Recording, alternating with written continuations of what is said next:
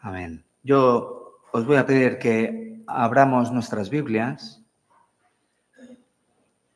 en la primera carta del apóstol Pablo a los Corintios, en el capítulo 3. Los versículos, un pasaje muy conocido. Empezando en el versículo 6, dice: yo planté, Apolos regó, pero el crecimiento lo ha dado Dios. Así que ni el que planta es algo, ni el que riega, sino Dios que da el crecimiento. Y el que planta y el que riega son una misma cosa, aunque cada uno recibirá su recompensa conforme a su labor.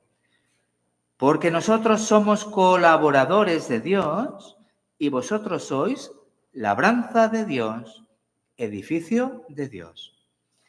Conforme a la gracia de Dios que me ha sido dada, yo como perito arquitecto puse el fundamento y otro edifica encima, pero cada uno mire cómo sobreedifica, porque nadie puede poner otro fundamento que el que está puesto, el cual es Jesucristo.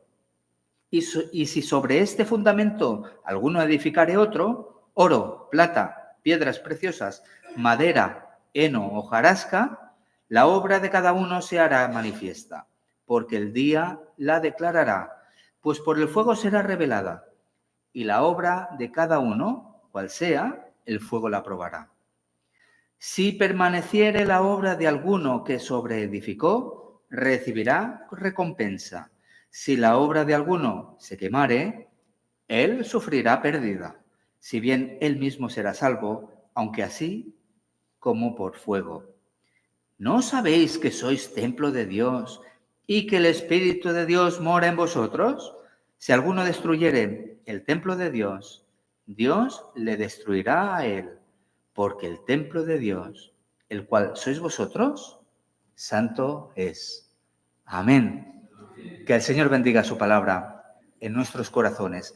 La lectura devocional también de apoyo al mensaje en esta mañana, como hemos dicho, del siervo del Señor, nuestro amado hermano Andrés Reed, que vamos a pedir que suba al púlpito, porque él tiene un mensaje que darnos, aparte también de el anuncio acerca de la Escuela Evangélica de Teología. Amén.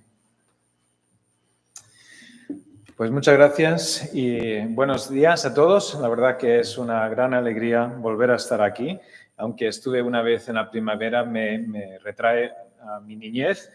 Fue una alegría, como decía vuestro pastor a la entrada, estuve saludando a Dani y Paul y les dije que yo, cuando tuve su edad, yo estaba aquí y con Santi, entre otros, pues salíamos a lo que era el callejón en aquel entonces, ahora es calle. Ya nos hacíamos nuestra propia pelota de fútbol con papel y con celo. Santi me da la razón de que cuando faltaba pelota pues era el recurso y así pues aguantábamos el culto para después salir a jugar, ¿no? Entonces era un poco la visión cuando teníamos esa edad, ¿verdad? Algunos me habéis preguntado por mis padres. Mi madre os manda muchos saludos. Están en Castelldefels desde hace muchos años. Mi padre ya en una residencia porque su proceso de Alzheimer está algo avanzado, pero guardamos como familia muchos recuerdos gratos de los años en los que nos congregamos aquí. Me hago también canal de saludos de vuestra iglesia hermana en Granollers, que muchas veces se le llama Camibel por la dirección donde nos congregamos, y también de vuestras iglesias hermanas más allá. Ahí tenéis ya en la pantalla un plano donde están las otras iglesias de esta familia, de esta federación de iglesias, de la que también pues formáis parte. Entonces, sabéis ya que tenemos diversos departamentos para hacer proyectos de forma conjunta, que una sola congregación o iglesia pues no llegaría. Entonces, tenemos el departamento de jóvenes con su gran evento estrella cada 2 años de Misión Posible, que vendrán en Semana Santa del año que viene.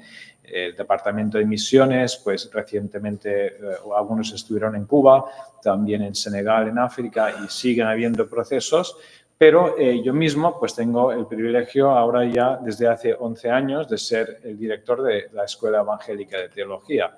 Y entonces pues me agradezco la posibilidad. Pues Abraham, voy a tener que pedir la ayuda, o Carlos, porque parece que el mando de distancia pues no lo está pillando. Entonces pues si podéis avanzar. Sí, socorro, pido ayuda. El mando de distancia no está funcionando. Entonces vais a tener que trabajar los próximos 2 minutos, si lo avanzáis. Nuestra escuela es una escuela a distancia que funciona principalmente por internet, si lo podéis avanzar. Y estamos agradecidos por cómo está funcionando. Los diversos programas pues están pudiendo permitirnos formar, entre otros, nuevos pastores. El programa Dual ahora ha tenido su primera promoción en la primavera y pues ya tenemos 2 pastores a tiempo completo en la federación formados en este programa. Pero si lo avanzas, el programa principal online, sí, dale, sí, tiene una página por internet en Moodle, algunos lo conocerán por las escuelas y las universidades. Y aquí hay 2 titulares principalmente que en estos 2 minutos pues os adelanto. Uno es que ya el año que viene, en septiembre, si le das, por favor, sí, avánzalo. No avanza. Esto estaría mal, ¿eh? Una escuela que no avanza. Y es que justamente lo que queremos adelantar es que septiembre, sí, dale por favor, adelántalo. Igual viene con un retraso, no sé, sí, vale. Pues yo intentaré adelantarme para que después con el retraso... Vale. Lanzamos un nuevo programa. Es la primera vez, desde hace 20 años, un programa enteramente nuevo y que está diseñado para responder a la situación actual en la sociedad española. Todas las asignaturas son nuevas y están rediseñadas para permitir un funcionamiento que mientras alguien tenga su propio trabajo o sus estudios, pues pueda ir estudiando y formándose. Como digo, todas las asignaturas son nuevas, abarcan temáticas tan diversas como pues la familia, la sexualidad, la fe en el lugar de trabajo. Sí, no sé, quizás estamos teniendo un problema con el PowerPoint. Lo quitamos enteramente, no está avanzando. Ah, mira, ya, ahora sí. Las prácticas de muchos aspectos son plenamente acreditables. Si lo podéis adelantar, podéis pasar varias diapositivas. Entonces, todas estas temáticas son nuevas y pues hay una serie de diferentes enfoques posibles también. Hay 6 enfoques en el primer nivel que puede servir para formar líderes de alabanza, de acción social, para jóvenes, niños, y después se van edificando por niveles. Lo podéis avanzar de nuevo. Hay un primer nivel básico, podríamos decir, y después hay un segundo nivel que permite formar ancianos y después quizás alguien con llamado principal a pastor o incluso en las misiones también, si lo adelantáis. Y entonces, pues el lema de la escuela es aviva el don que está en ti. Entonces, si tienes preguntas sobre esto, pues podéis preguntarme después del culto, os informo más ampliamente. Pero el otro titular, de forma muy breve, si adelantáis una diapositiva, es que estamos ante un gran relevo en todo lo que es la infraestructura de la Federación de Iglesias. Francisco Portillo, aquí abajo a la izquierda, ha sido el secretario coordinador desde 1999, si que digo bien el año, y se jubila en la primavera que viene. También se jubilará su esposa Janet, que ha sido la secretaria y también la coordinadora de admisiones de la escuela. Pero es que el mismo día que se jubila ella, se jubilará también Pepita Tubao, a la izquierda, que es voluntaria 2 mañanas a la semana en la sede con la escuela. Entonces, hay un relevo brutal. Me dejan solo. Entonces, ha salido ya, espero que lo haya recibido vuestro pastor, una carta comunicando estas necesidades en la Secretaría y la Administración. Y entonces, pues estamos abiertos a recibir esas solicitudes durante el espacio de un mes y pedimos vuestra oración porque hay mucho trabajo por hacer y pocas manos. Entonces, gracias por vuestras oraciones en este sentido. Nos vamos a la palabra de Dios y nos vamos a Hechos capítulo 11. Ha sido bonito ver vuestra nueva fachada allí en la calle y escucho que vais a poner pues nuevo suelo y nos escribíamos, vuestro pastor y yo, sobre esta cuestión, ¿no? De qué hace avanzar una iglesia, ¿no?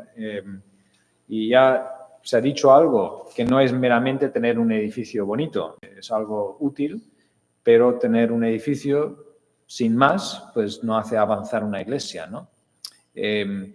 Pues no sé si habéis visto algunas veces alguno de estos veleros enormes. Alguna vez ha pasado por Barcelona estas carreras que dan la vuelta al mundo, ¿no? Y no era para avanzar, esto era mi gesto de... Esto va a ser divertido, no me puedo...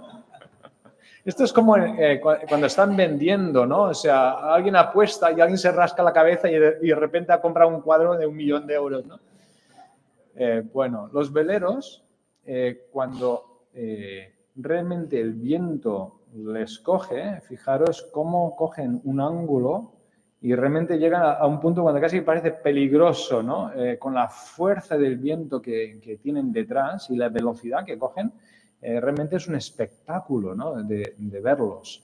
Pero otro velero puede estar al lado y no moverse. ¿Y cuál es la diferencia?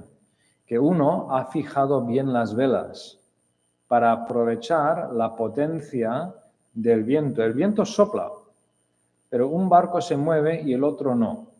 Y la diferencia es si las velas están bien ajustadas para atrapar, digamos, y ser impulsadas por la potencia de ese viento.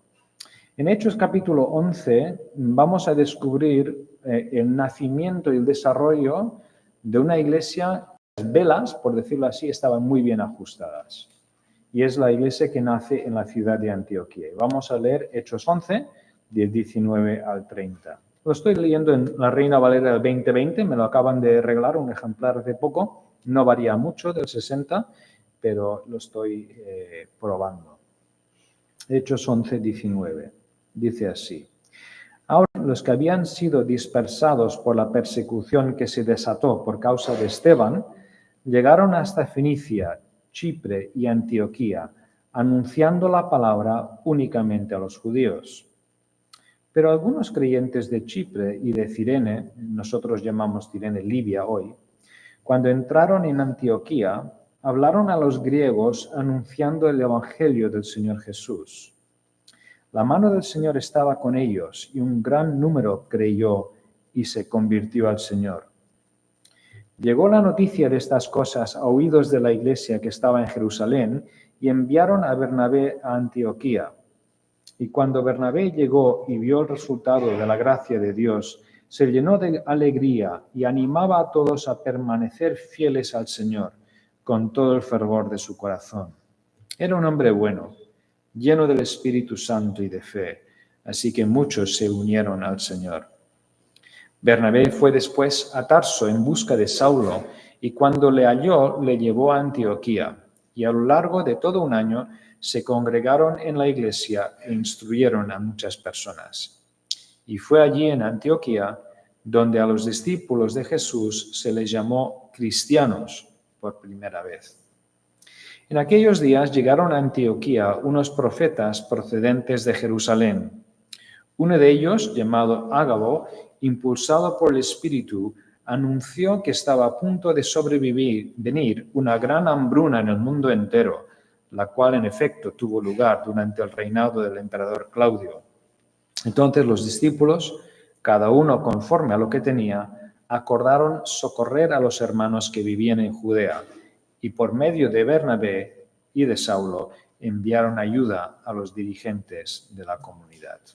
Vamos a pedir la ayuda del Señor.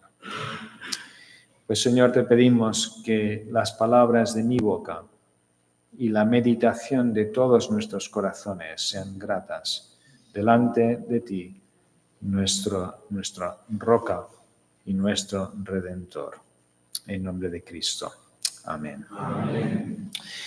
Pues en el libro de Hechos encontramos a partir de este capítulo que esta primera iglesia cristiana, porque habréis visto en el pasaje que por primera vez en la historia se acuña este insulto cristiano, ¿no? Porque era un insulto inicialmente, esta iglesia despega.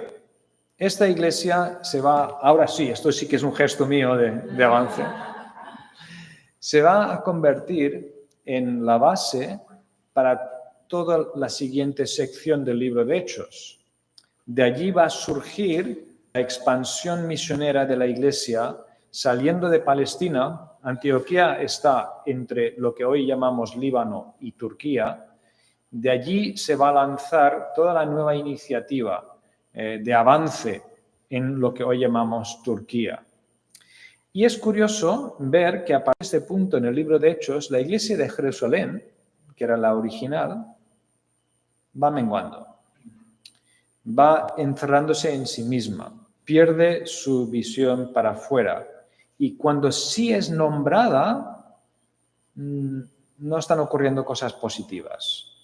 Pero la iglesia de Antioquía nace, se desarrolla y se propaga. Es la iglesia que ha, digamos, pillado el impulso del Espíritu de Dios y se convierte en la iglesia más significativa en esta nueva fase. Entonces, Lucas evidentemente nos lo cuenta para animarnos y también pues que nos sirva de alguna manera de estímulo a nosotros. Y lo que es más bonito de este pasaje, que vamos a dividir en 4 pequeñas secciones, es que por todos los lados vemos las huellas dactilares de Dios, por decirlo así.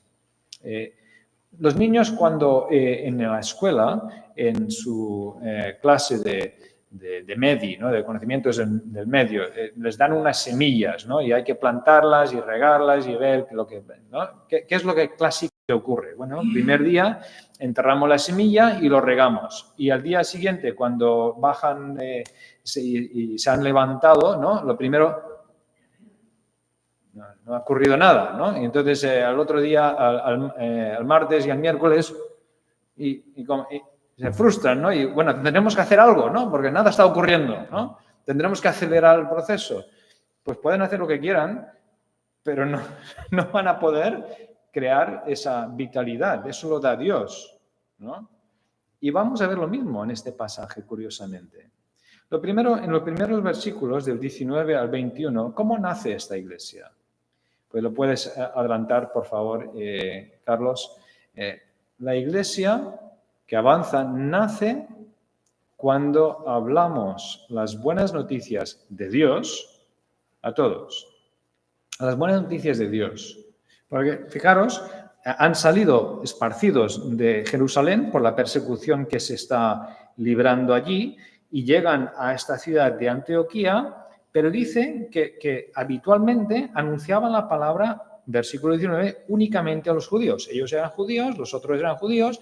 Ellos entendían, esto ha sido buenas noticias para mí, Dios ha cumplido con sus promesas que había hecho durante siglos a su pueblo judío y lo anuncio a otros judíos también, ¿no? Pero a algunos, pues, se les ocurre, ¿qué pasaría si esta noticia la comparto con otra gente? Las buenas noticias, ¿cuáles son? Bueno, vienen aquí mencionadas de forma muy resumida acerca del Señor Jesús, en el versículo 20. La buena noticia al final es que seamos de donde seamos y hayamos hecho lo que hayamos hecho y nos hayan hecho lo que nos hayan hecho, Dios nos ama tanto que vino a este mundo en el Señor Jesucristo para arreglarlo todo. Vino a vivir esa vida que yo no he sido capaz de vivir. Y Él lo vivió por mí. Y Él vino a pagar ese precio que yo no podía pagar. Esa muerte eterna que yo le debía a Dios por mi pecado, Cristo lo pagó en la cruz. Y ese poder que yo no tengo para vivir, Él lo desató con su resurrección. Y ese mensaje es un mensaje universal. No importa si somos marroquíes, si somos chinos, si somos irlandeses, si somos catalanes, si somos andaluces, si somos gallegos. Es un mensaje transportable a todas las culturas del mundo. Nuestros hijos, nosotros tenemos 4 hijos, ya tenemos un nido vacío, pero eran pequeños, teníamos pues una de esas pequeñas lámparas espantamiedos, ¿no? Por la noche, para que no tuvieran temor en la oscuridad cuando se acostaban. Lo teníamos ahí al lado de la cama, y había una bombilla y una pantalla de muchos colores, había animalitos y tal, y giraba, ¿no? Entonces, conforme giraba, tú lo veías más rojo, más verde, más azul, pero la bombilla era la misma. De la misma manera, Cristo ilumina todas las culturas del mundo. El viernes por la noche yo comía arepas, no es algo que yo coma muy a menudo, pero fuimos al cine y al lado pues había pues un pequeño restaurante venezolano y ahí pues comimos arepas. El venezolano que conoce a Cristo no deja de comer arepas. No sé si hay algún venezolano aquí en esta mañana. Sí, ¿no? ¿No? En cada cultura hay cosas que honran a Dios y que brillan aún más cuando esa persona conoce a Cristo. Y hay anhelos y deseos, incógnitas y dudas en todas las culturas del mundo para cuáles la solución es Cristo. Es un mensaje universal. Pero los cristianos, curiosamente, muy rápidamente nos olvidamos de esto.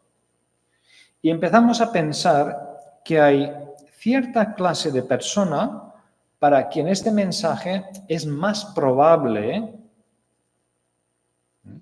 que le encaje. Y hay otras clases de personas a quienes probablemente no les va a encajar. Hay personas que son más propensas a convertirse y hay personas que es muy difícil que esta persona se convierta, ¿no?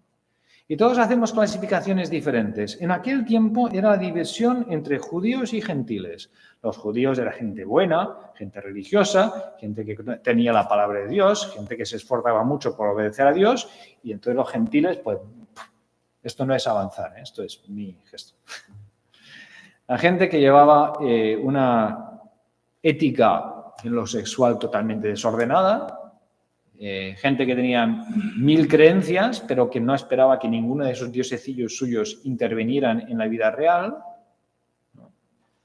Y los judíos despreciaban a los gentiles y los gentiles despreciaban a los judíos. Y para los judíos era muy difícil pensar que una persona griega vaya a creer en Jesús, pero si ni siquiera sabe quién es Moisés, ¿cómo va a creer en Jesús? ¿No? Dentro de esta cabeza, yo estoy bastante seguro que todos nosotros hacemos lo mismo.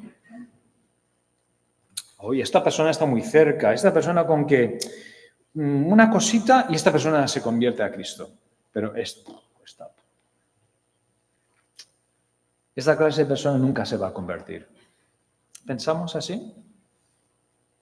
Hay colectivos en la sociedad contemporánea que nos parece que son muy difíciles. Pero para Cristo sería difícil llegar a ellos. Si Cristo viviera hoy, ¿tendría las mismas dificultades que nosotros? Esta es una buena pregunta, ¿eh? Esta iglesia nace cuando se atreven.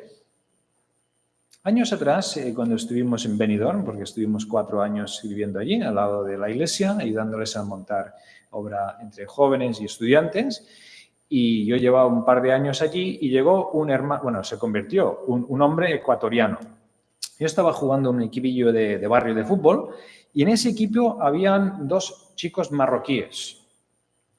Y este hombre, cuando se convirtió, ella estaba también en el equipo, y el primer partido que jugamos después de que él se convirtiera, cuando nos estábamos cambiando, después del partido, se gira a estos chicos y dice, no os vais a creer lo que ha ocurrido en mi vida esta semana, que me he convertido en cristiano. ¿Ah, sí? Sí, es que empieza a contar, ¿no? Y ellos dicen, no, es que nosotros somos musulmanes. Y él dice, ¿eso qué es? No lo sabía, ¿no? Bueno, que creemos en el Corán y tenemos el profeta, sí, y eso tal. Pues yo creo en Jesús y la Biblia tal, no sé qué. Y hubo una conversación enteramente natural, sin tensión ninguna. Yo dentro de mí me sentí redarguido. Dije, jolín, yo llevo un año jugando con estos chicos, a ver si alguna vez se me escapa la palabra Jesús y les voy a ofender, ¿no? Para ellos era enteramente natural. ¿Tú crees eso? Sí, pues yo creo esto. Explícame, yo te explico. Natural. Y yo con mis temores, no, es que a los musulmanes no se les puede evangelizar. ¿De dónde viene este temor? No viene de Dios. Dios ama a los magrebíes, a los catalanes, ama a todo el mundo. Y cuanto más amemos nosotros a todo el mundo y cuanto más construyamos relaciones afectivas reales con todo el mundo y cuanto más compartamos las buenas nuevas de Jesús con todo el mundo, más saludablemente nace una iglesia y crece y avanza.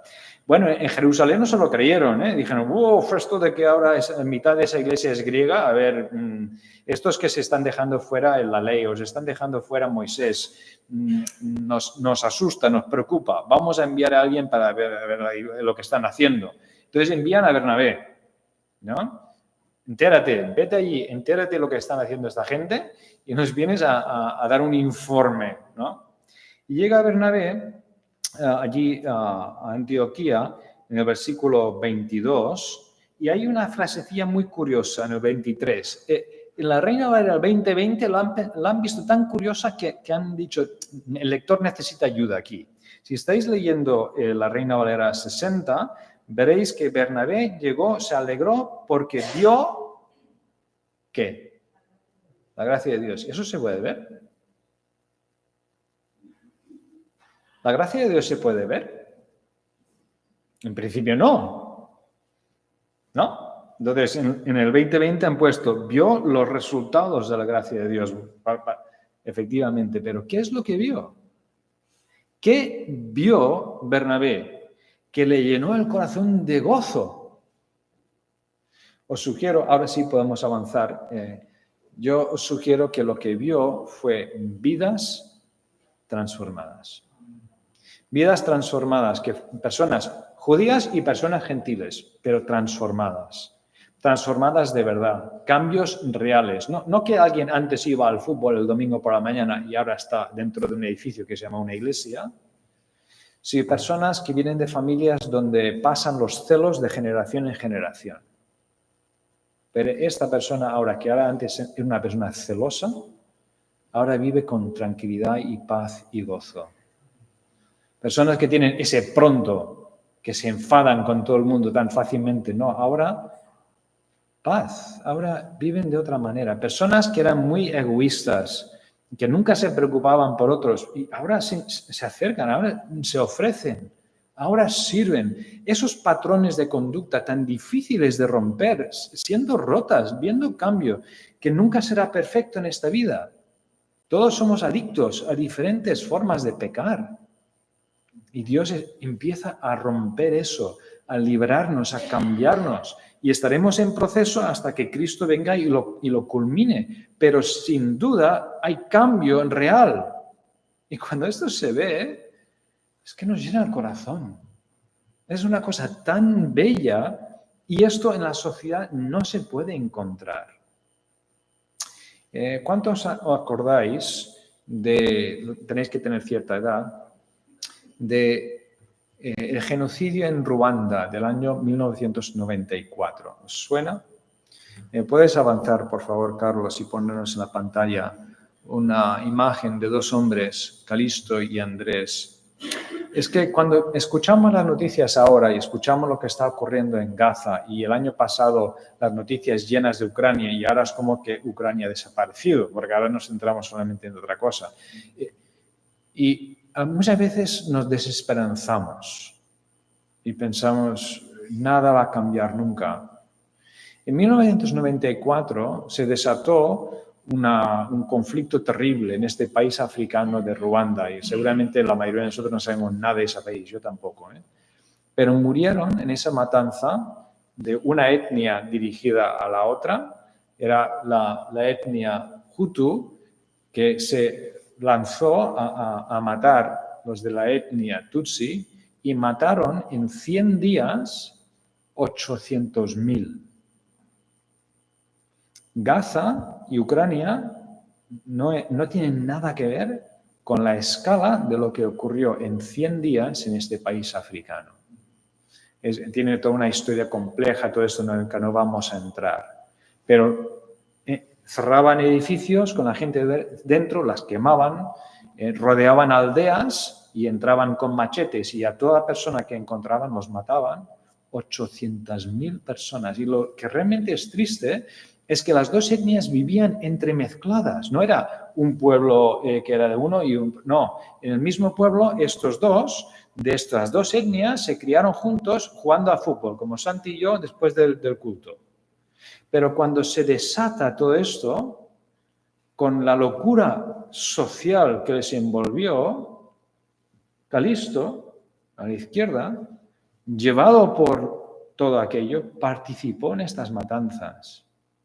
Y él estuvo presente el día que esa multitud mataron a los suegros de Andrés, sus cuñados, que eran toda una serie de ellos, y toda su familia realmente. Y Calixto participó. Y eran amigos desde la infancia. Pasa esa locura, 100 días de locura, pero entra otro ejército, pone fin a eso, y la sociedad está destrozada. Habían participado tantas personas en estas matanzas que el sistema jurídico del país estuvo colapsado, no podían procesar a tanta gente. Y dijeron, en cada aldea, vosotros mismos señalar los que sabéis que han participado y encerrarlos, porque no hay otra, el sistema no da abasto. Y en la plaza pública de esa aldea, juntados todos, Andrés señala a su amigo Calisto como uno de los asesinos de toda la familia de su esposa.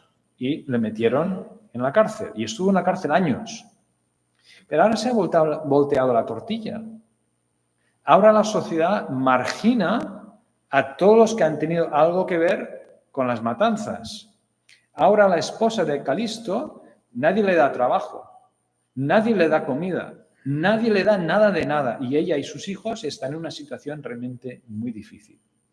Pero se le acerca una mujer después de un tiempo, calladamente, sin que nadie lo vea, y empieza a pasarle comida. ¿Quién es esta mujer? La esposa de Andrés. ¿Y por qué empieza a hacerlo? Porque ella, en una reunión como esta, escuchó que Dios le amaba tanto que había venido a esta tierra a morir por ella y perdonarla a ella lo que ella había hecho en su vida. Y ella descubrió que se desató en su corazón el poder del amor de Dios. Ella descubrió que ella podía perdonar a los que le habían hecho tanta mal. Y ella se acercó y empezó a ayudar a la esposa de este hombre. Pasaron el tiempo. Él salió de la cárcel, descubrió que quien le había estado ayudando a su esposa era la que tendría que haber sido su enemiga. Y él se interesa, él escucha el Evangelio, él se convierte. Y aquí tenéis el resultado. Dos que tendrían que ser enemigos para toda la vida, abrazados. Esto es lo que hace el Evangelio, esto es lo que hace la buena noticia de Dios y esto no lo vais a encontrar ahí fuera en la calle. La iglesia es una comunidad de personas, hombres, mujeres, mayores, pequeños, blancos, negros, chinos, irlandeses, unidos por el amor de Cristo que hemos recibido. Cuando el mundo vea eso, tendrá curiosidad al menos. En tercer lugar, Bernabé, lleno del corazón, está tan alegre que ¿qué hace? Los abandona. Hay muchas curiosidades en este pasaje, ¿eh? O sea, Bernabé tan alegre está y dice, yo me largo. En el versículo 25 los deja a estos nuevos creyentes y se va a otra ciudad de Turquía, lo que ahora llamamos Turquía, a Tarso. ¿Y qué está haciendo? ¿Por qué va allí? Va a buscar a Saulo, o también llamado Pablo. ¿Y por qué? Se lo trae a Antioquía, lo convence, no sé si era difícil o no, porque Lucas no nos lo dice, pero se lo trae a Antioquía. Y allí dice, instruyeron los dos a muchas personas. ¿Por qué Bernabé se va a buscar a Pablo concretamente? Os sugiero, si lo pones en la pantalla, por favor, Carlos, que la razón es que Bernabé se busca el mejor maestro de la escritura que él conocía. Que él sabía que era mejor que él. Conocía mejor la escritura. Pablo, es que Pablo, como Pablo en la historia de la iglesia, probablemente no ha habido ninguno, ¿no? Pero esto es muy curioso, porque no es lo que hago yo. Cuando se convierten personas en nuestra iglesia, pues entonces el siguiente paso, ¿cuál es? Pues que se bauticen, ¿no? Y entonces el curso de preparación al bautismo, pues hacemos un pequeño discipulado, ¿no? Pues a ver si quedamos 4 veces. Ah, no puedes, pues entonces 3. Y llegas tarde, pues mira, 2,5, léete este librito, tal, te bautizamos y ahora a partir de aquí, tú solo, el resto de tu vida. Que Dios te bendiga, empieza Génesis, ¿no?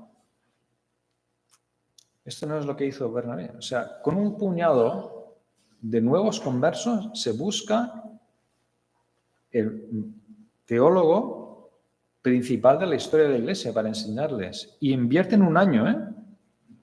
1 año. La palabra de Dios tiene que estar en el centro de todo lo que hagamos como iglesia. Es la labor principal de vuestro pastor, daros de comer de la palabra de Dios. Y tenemos que ayudarnos unos a otros, enseñarnos unos a otros y buscar, invertir tiempo en el estudio de la palabra. Al final no hay nada que vaya a dar a ninguna iglesia la vitalidad para crecer y desarrollarse sanamente y crecer hacia la sociedad ahí fuera, sino la palabra de Dios. Aquí viene el poder. La fe viene por él y el oír viene por la palabra de Dios. Conocéis el versículo, ¿no? A veces decimos, pues no, hombre, esta persona no lo voy a predicar, ¿no? Porque no cree. A estos jóvenes, pues vamos a montarles una cena, pero predicarles no, porque no son creyentes. ¿Y cómo pasarán de ser no creyentes a creyentes? Es que no tienen fe, claro. ¿Y de dónde nace la fe? Por el oír y el oír por la palabra. No significa que siempre sea el momento de hacer un sermón de 30 minutos, ¿no? Sentaros ahí y yo me subo aquí al púlpito. No, pero si dejamos fuera la palabra, os aseguro que nadie se convertirá. Hay muy poca gente que hoy está en una iglesia y si le preguntas dirá, nadie me dijo nada nunca jamás, pero solamente por ver el estilo de vida de la persona, yo ya entendí todo el mensaje y me he convertido. Sí dirán, vi una persona cuyo estilo de vida era muy diferente, me despertó interés, yo pregunté y entonces me enteré y este mensaje ha cambiado mi vida. Pero la segunda parte es necesaria. Sin el mensaje no entendemos lo que Dios nos quiere decir. Por último, en los últimos versículos, esta iglesia que ya está creciendo, que está madurando, pues también va mirando para afuera. Leemos a partir del versículo 27 que les llega la noticia de que hay necesidad más allá. Como ellos no tenían móviles, Dios les manda un profeta, ¿no?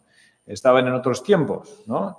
Llega a Antioquía unos profetas, Ágabo y otros, que les trasladan un mensaje de parte de Dios, que viene una hambruna y que va a afectar sobre todo a los creyentes pobres en Palestina. Y entonces ellos reaccionan. Y es muy, muy bonito. Cada frase tiene su qué, ¿no? Deciden, en el versículo 29, que van a socorrer a estos que tienen necesidad. Además, o sea, no es una decisión de uno, todos, los discípulos.